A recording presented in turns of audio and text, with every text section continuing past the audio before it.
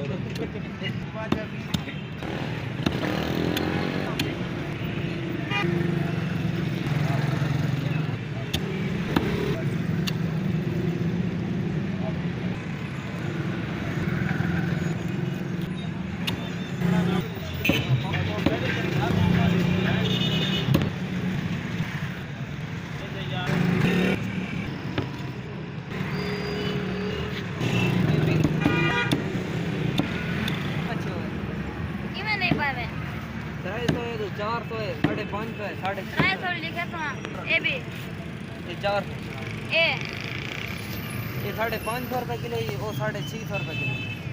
ये 500 घाट डाला से